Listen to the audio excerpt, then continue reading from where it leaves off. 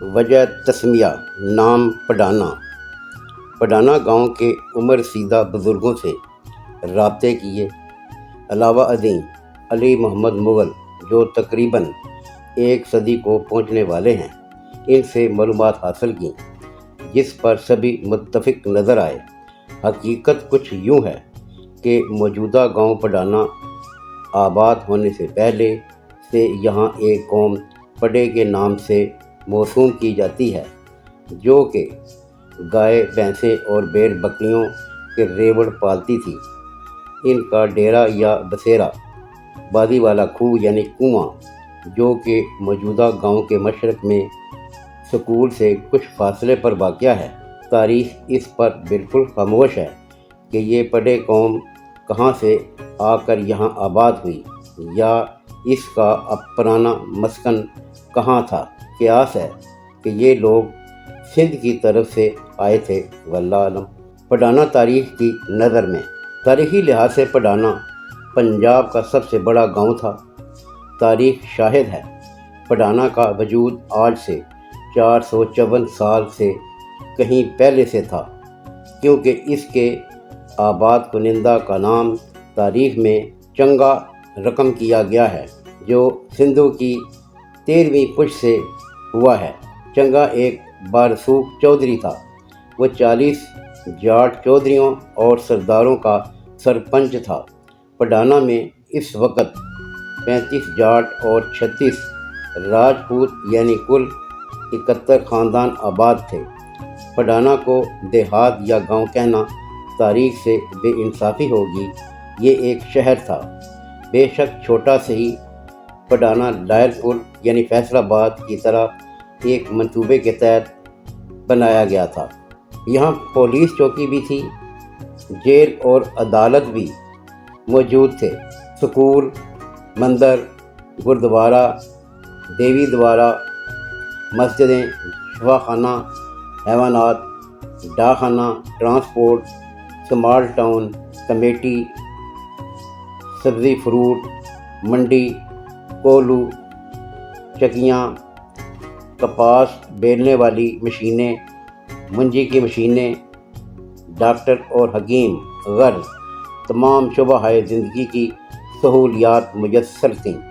ان کے حالات اب آئندہ آپ کو بتاتے ہیں۔ کسی بھی مذہب یا مسلک کے ماننے والے پر کسی قسم کی کوئی قدغن نہیں تھی۔ آزادی سے پہلے سب اپنے تہوار اپنے روایتی جوش و جذبے سے مناتے تھے، خواہ ہولی کا تہوار ہو یا عید کا یا شب برات کا۔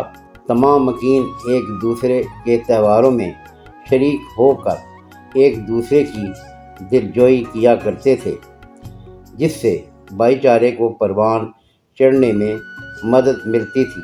پڈانا جغرافیہ کی نظر میں پڈانا کا موجد چنگا ہے۔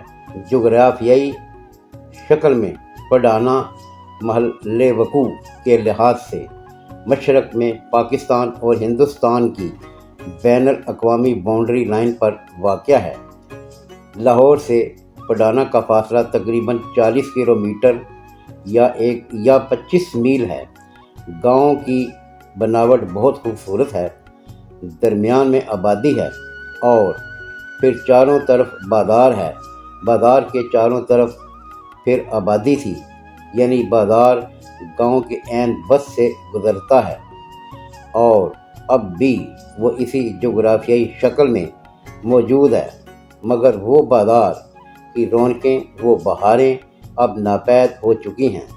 بھیڑ یعنی رش اس طرح ہوتا تھا جیسے پرانے وقتوں میں شالمار باغ کا میلہ لگا کرتا تھا۔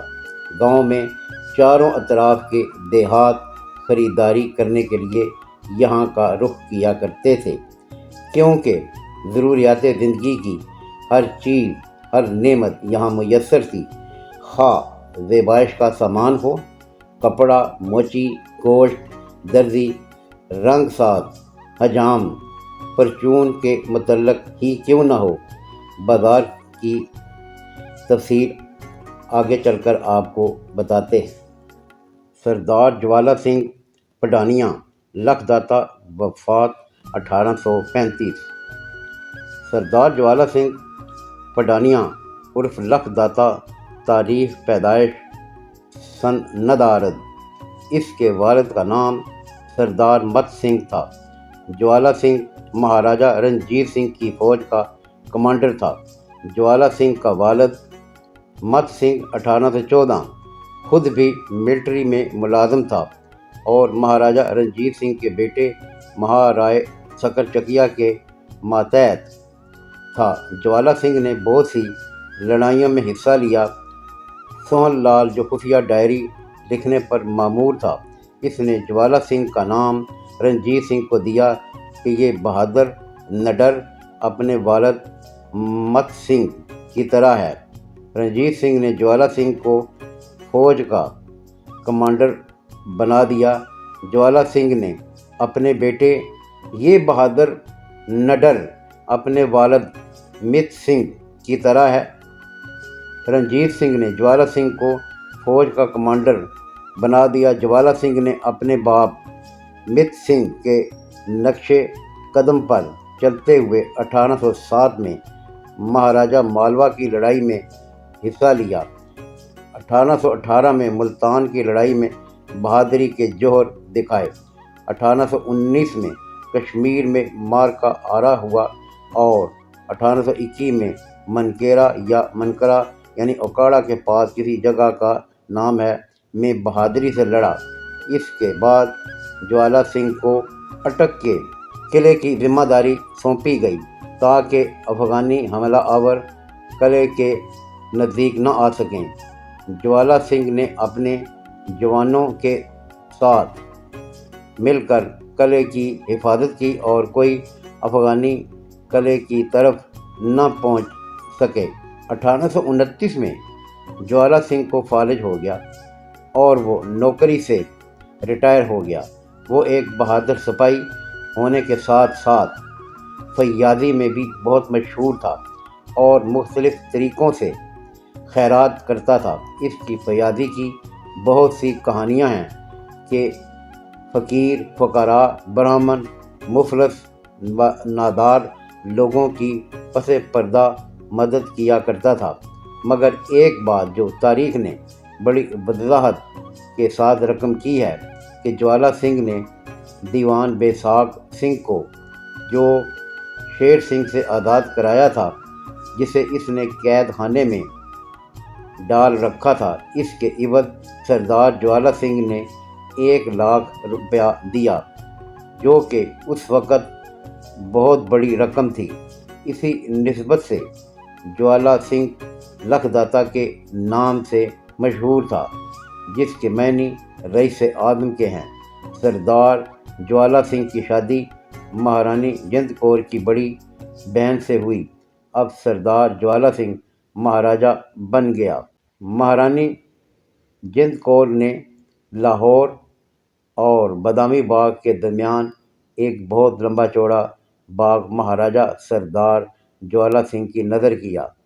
یہاں جوالا سنگھ بیٹھک کیا کرتا تھا اور باہر سے آنے والوں کے دکھ درد سنتا اور فیصلے کرتا تھا۔ آخر 1835 کو جوالا سنگھ وفات پا گیا۔ سب کہاں کچھ لالا گل میں نمایاں ہو گئی، سب کہاں